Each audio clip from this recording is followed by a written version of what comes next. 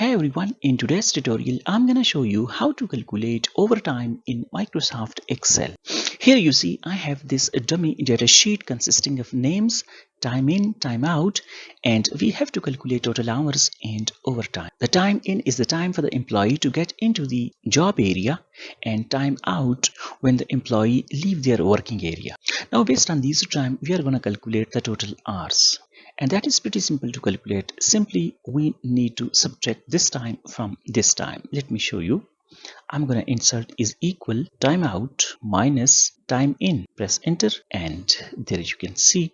Now you need to change the formatting of this total hour. Simply right click over here, go to format cell option and simply choose this particular option, hour and minutes, and press OK, and there you go. Now simply copy the formula down to all cells. So these are the total working hours of these employee. Now let's calculate the overtime. For that we can simply write is equal this time minus. Now here we will insert a time function. So you can write time, press enter.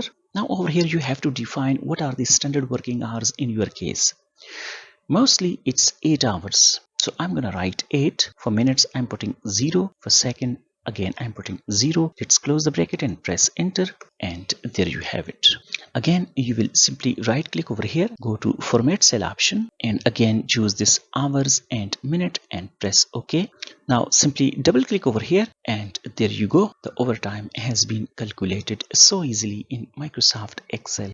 So this was a short video for today's tutorial. I hope you have found this tutorial useful. Please give this video a thumbs up, subscribe to my channel, and thanks for watching.